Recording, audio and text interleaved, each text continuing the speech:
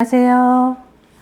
여러분의 자기계발과 성장을 돕는 방송 선아원장쌤입니다. 반갑습니다. 자, 오늘 제가 가지고 나온 책은요, 인공지능 비즈니스 트렌드라는 책입니다. 자, 이 책은요, 테크니들 지음 와이즈맵에서 2019년 7월에 나온 책입니다.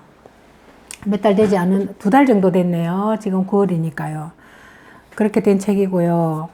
요즘에 제가 인공지능과 그 비즈니스 또는 뭐 알고리즘 이렇게 그 굉장히 트렌드한 새로운 그 내용들을 많이 소개해 드리고 있는데, 앞으로는 AI와 그 머신러닝, 그 다음에 딥러닝 이런 것들이 굉장히 유행할 것 같습니다. 제가 좀 소개할 때는 조금 생소할 수도 있고 그렇지만 앞으로 우리가 살아나갈 그런 어떤 새로운 세계인 것 같습니다.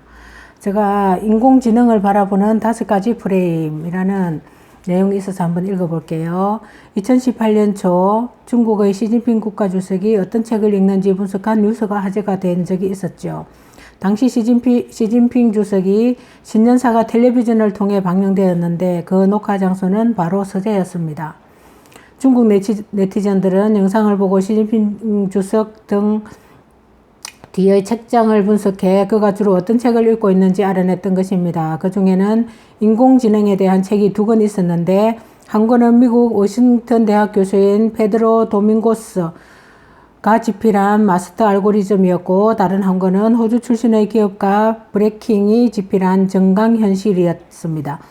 여기서 특히 주목할 책은 마스터 알고리즘으로, 이 책은 2016년 빌 게이츠가 인공지능을 이해하기 위해 읽어야 할 2권의 책 중 하나로 꼽은 바로 그 책이라고 하네요. 참고로 빌 게이츠가 추천한 또 다른 한 권은 옥스퍼드 대학교 교수인 닉 보스트롬의 슈퍼 인텔리전스라는 책이었습니다. 마스터 알고리즘에서 저자 페드로 도밍고스 교수는 인공지능을 연구하는 사람들을 5가지 부류로 나누었다고 하네요. 부류 기준은 그들이 어떤 방법론을 사용했는지에 따른 것이었습니다. 첫 번째 부류는 논리를 중요시하는 기호주의자로 불리는 사람들이었고요. 그 다음에 2번째 부류는 연결주의자였습니다. 자, 연결이라는 단어가 눈치챈 독자들도 있겠지만, 이들은 사람의 뇌 신경망을 구성하는 뉴런과 시냅스가 활동하는 방식에 힌트를 얻었다고 합니다. 뉴런은 우리말로 신경세포라고 하는데, 이 뉴런들 사이를 연결하는 시냅스를 통해 도파민, 세로토닌 등의 신경 전달 물질이 오고 가죠. 자, 특정 뉴런에서 신경 전달 물질이 분비되면 이를 흡수하는 다른 쪽 뉴런이 흥분되거나 억제되는데, 이 과정은 시냅스의 세기를 변화시켜 만들어낼 수 있다고 합니다. 이 부분에서 일반인들이 갖는 오해 중 하나는 실제 인간의 뇌 속에 들어있는 뉴런과 시냅스를 인공지능 알고리즘에 직접 활용한다고 생각하는 것입니다. 아마도 알고리즘 이름 중에 신경망이라는 단어를 사용하는 경우가 있기 때문일 것입니다. 그러나 인간의 관절 움직임에서 힌트를 얻어 로봇 팔을 만든 것처럼 연결주의자들은 실제 신경망의 작동 원리와 구성 방식만 빌려와 인공신경망이라 불리는 알고리즘을 만들었다고 합니다. 인공신경망이 좀 더 복잡해진 형태가 바로 딥러닝 기법의 하나인 심층신경망이라고 하네요. 자, 그 다음 3번째 부류는 다윈의 진화론에서 개념적인 모티브를 얻은 진화주의자입니다. 이 부류의 사람들은 생물체가 적자 생존과 진화를 통해 끊임없이 최적의 적응 상태를 추구하는 원리에 바탕을 두고 있다고 하네요. 자, 자연에서 종이 생존하고 진화하는 과정을 보면 개체들이 진화된 자원을 두고 경쟁하는 와중에 얼마만큼 환경에 잘 적응하느냐에 따라 생존이 결정된다고 합니다. 그리고 일단 살아남아 환경에 적응한 개체는 번식을 통해 자신의 유전자를 다음 세대로 이어가죠. 그렇다면 여기서 한 가지 의문점이 도출됩니다. 인공지능 연구의 진화론 개념은 왜 필요한 걸까요?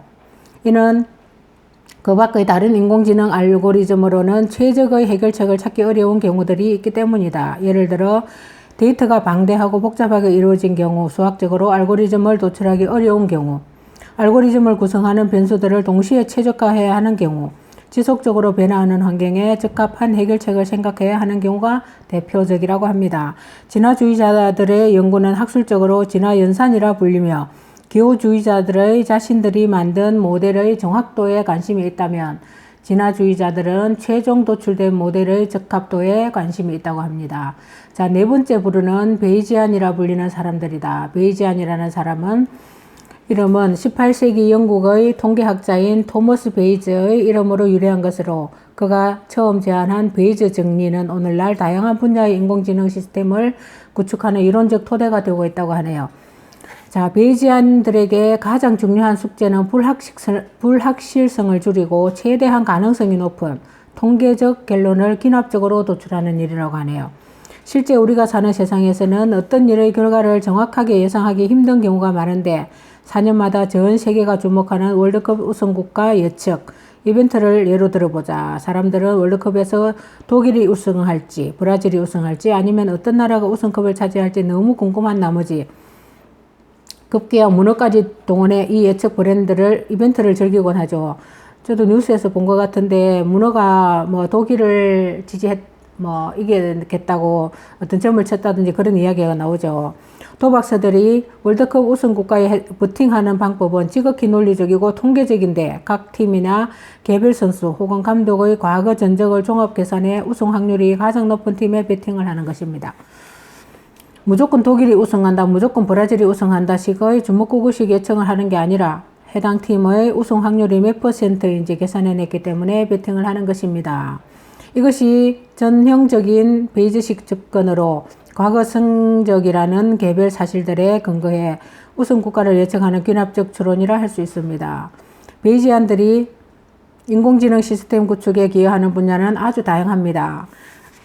이미지의 패턴을 의식하거나 금융상품의 리스크를 확인하고 관리하고 스팸 메일을 분류하며 의학 진단의 정확도를 판단하는 분야 등의 대표적이라 하겠습니다. 자, 마지막 5번째 부류는 유사주의자들입니다. 단순히 표현하자면 입력된 데이터들이 서로 얼마나 비슷한지를 따져서 그 유사도에 따라 그룹 짓는 일이 유사주의자들의 주된 관심사입니다. 넷플릭스의 영화 추천 시스템을 예로 들어보자. 넷플릭스는 공포영화를 좋아하는 사람들에겐 공포영화를 주로 추천해주고 로맨스 영화 취향의 회원들에게는 로맨스 관련 영화를 자주 추천해줍니다. 이는 넷플릭스의 시스템이 영화들 간의 유사도를 측정한 다음 해당 영화 그룹과 사용자의 취향이 얼마나 비슷한지 유사도를 측정할 수 있기 때문에 가능한 일이라고 하네요. 자, 이렇게 굉장히 어떤 유사도 알고리즘도 비슷한 것 같습니다. 이렇게 유사도하고 비슷하게 알고리즘도 제가 그렇게 읽었던 것 같은데요. 자, 여기서 또 머신러닝에 대해서 나오길래 제가 머신러닝과 딥러닝의 정의를 한번 읽어보겠습니다. 앞쪽에서도 제가 머신러닝에 대해서 굉장히 많은 말씀들을 책에서 이렇게 읽고 했던 것 같은데요. 여기서 정의가 어떤 건지 정확하게 한번 읽어보겠습니다. 인공지능 시장을 파악하기 위해 꼭 알아야 할 개념이 바로 머신러닝이다. 머신러닝은 주어진 데이터를 분석해 분류하거나 미래에 새로 들어올 데이터의 결과를 예측하는 이를 컴퓨터가 스스로 최대한 잘 해낼 수 있도록 학습시키는 알고리즘을 뜻합니다. 앞 문장에서 머신러닝을 설명하기 위해 데이터라는 단어를 2번이나 썼는데 그만큼 머신러닝에서 데이터는 결정적인 요소라고 합니다.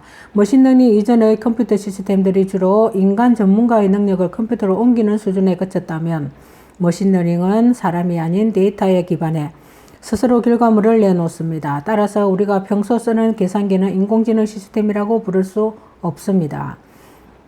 계산기는 주어진 데이터를 사람이 미리 입력해 놓은 연산 프로그램에 따라 계산만 하기 때문이죠. 계산기가 인공지능 시스템이 되기 위해서는 연산 프로그램을 사람 대신 스스로 만들어낼 줄 알아야 하겠죠. 머신러닝 개념을 더 쉽게 설명하기 위해 앞서 소개한 월드컵 우승팀 예측 사례를 가져와 보자. 월드컵 우승팀을 잘 예측하는 인공지능 시스템을 만들기 위해 일단 필요한 각 팀과 선수들과의 과거 데이터와 이를 활용한 통계적 수식이죠. 여기서 과거 데이터란 월드컵에 출전해 몇 번의 승리를 했고 몇 골을 기록했는지 등을 담은 정보가 각 선수가 다음은 정보죠. 각 선수가 어떤 포지션에서 경기당 몇 미터를 달렸으며 프리킥 찬스에서 골로 연결시켰는지 등 매우 세밀한 데이터가 있다면 통계적으로 더 정확한 예측 수식을 만들 수 있을 것입니다. 그런데 검증 기준이 없는 단일 데이터 하나만 가지고 통계적 수식을 만들어낼 경우 새로운 데이터가 들어왔을 때 그 수식의 예측 정확도는 떨어질 수밖에 없죠. 그래서 예측을 데이터를 학습 데이터와 시험 데이터라고 불리는 그룹에서 나눠 일단 학습 데이터만 가지고 통계적 수식을 만든다고 하네요. 그리고 이 수식을 시험 데이터에 적용해 얼마나 잘 예측하는지 테스트하게 된다고 합니다. 개념 원리에서 오래 소개했듯이 머신러닝은 주어진 문제와 데이터에 따라 예측을 할 수 있을 뿐 아니라 데이터를 분류하거나 그룹을 짓는 등 다양한 방법으로 결론을 내릴 수 있다고 합니다. 그래서 머신러닝의 정의는 굉장히 어떻게 보면 인공지능의 어떤 그 가장 핵심적인 그런 부분이라고 생각하시면 좋을 것 같습니다. 저도 그렇게 이해를 하고 있었고요. 그리고 딥러닝은 무엇인지 한번 읽어볼게요. 학창 시절 회귀 분석을 배운 사람들이라면 머신러닝의 기본적인 개념을 수월하게 이해할 수 있을 것이다. 반면 딥러닝을 이해하기가 쉽지 않다.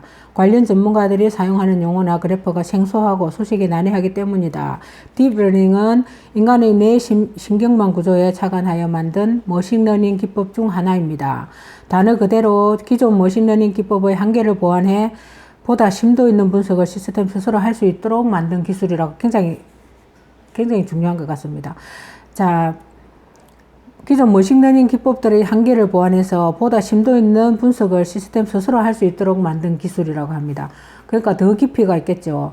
딥러닝 기술을 쉽게 체험할 수 있는 사례는 구글 포토나 아이폰의 사진 앱을 들 수 있습니다. 이들 앱에 들어가면 사용자가 찍은 사진 속 인물들의 폴더가 자동으로 만들어져 있는 것을 볼 수 있습니다. 사용자가 사진 속 인물이 누구라고 사전에 지정한 적도 없는데 자동으로 인식되고 분류된 것이라고 하네요. 이전의 머신러닝 기법이었다면 각 인물의 특징이 무엇인지 미리 알아줬어야 하지만 딥러닝을 통해 시스템 스스로 사진 속의 인물을 특징을 파악할 수 있게 되었다고 합니다. 페이스북 등 그 밖의 다른 서비스도 이와 유사한 기능이 적용 중인 것을 확인할 수 있습니다. 자, 딥러닝은 이러한 이미지 인식 외에도 음성 및 영상 합성, 자동 번역, 로보틱스, 자율주행차 등 다양한 영역에 걸쳐 폭넓게 적용되고 있다고 하네요. 굉장히 그 용어 자체도 좀 생소하지만 머신러닝은 제가 많이 접했고요. 딥러닝은 책에서 처음 접한 것 같습니다. 딥러닝은 이렇게 굉장히 중요한 그런 역할을 하고 있는 것 같네요. 한 번 더 딥러닝의 정의를 소개하자면, 자, 기존 머신러닝 기법의 한계를 보완해서 보다 심도 있는 분석을 시스템 스스로 할 수 있도록 만든 기술이라고 합니다. 굉장히 어떻게 보면 그 AI의 어떤 핵심 기술이 아닐까 그런 생각이 드네요. 여기서 굉장히 중요한 이야기들이 많이 나오고요. 조금 어렵기는 했습니다. 구글이 진짜 노리는 것, 아마존과 마이크로소프트의 선택, 이런 내용도 나오고요. 국내 인공지능 분야 인수합병, 이런 내용도 나옵니다. 인공지능 혁신의 세 가지 열쇠, 특허, 연구, 협력, 이런 내용도 나오고요. 국가별 특허 출연 동향, 글로벌 기업들의 인공지능 특허 출연 분석, 페이스북에 대해서 나오고요. IBM에 대해서도 나옵니다. 자, 미래 인공지능을 위한 산학 컬리버레이션이라는 제목의 이것도 나오고, IBM과 MIT, 구글과 칭화대학, 우버와 토론토 대학 이렇게 산학 그러니까 학교와 컬래버레이션도 이렇게 나오는 것 같습니다. 두뇌 유출, 두뇌 공유 등 인공지능 시장과 대학의 역할, 인공지능 시장의 컬래버레이션. 자, 이렇게 굉장히 인공지능 산학 협력의 세 가지 키워드, 글로벌 인공지능 시대를 대비하라. 이렇게 영향력 있는 직업이 사라져간다. 영향력에 비례하는 인공지능의 리스크. 직업이 점점 사라져간다고 하죠. 기술이 그만큼 발달되고 AI가 로봇가 대신하고 그런 시대가 분명히 올 것 같습니다. 지난 책에선가 그게 구글과 아마존의 어떤 대립에 대한 그런 책에서 직업의 미국에서는 40만 가구 이상이 AI로 그러니까 그 환자들과 그 다음에 그 산모들한테 이렇게 투입을 하고 있다고 하죠. 실제로 하고 있다고 제가 책에서 본 것 같습니다. 과연 데이터를 신뢰할 수 있는가? 리스크도 분명히 존재한다고 합니다. 인공지능 해킹 그리고 사이버 보안에 대해서도 나오고 치명적인 알고리즘의 오류 그리고 필연적인 인공지능 정책 이런 것들이 많이 나오는 것 같습니다. 조금 어렵기는 하지만 새로운 세계를 접한다는 것은 굉장히 중요한 것 같습니다. 전 세계에서 펼쳐지는 치열한 AI 비즈니스 전쟁을 직시하라. 최신 정보를 바탕으로 정밀 분석한 비즈니스 리포트. 이렇게 인공지능 비즈니스 트렌드라는 책을 오늘 소개해 드렸습니다. 지금까지 함께 해주신 여러분 감사합니다.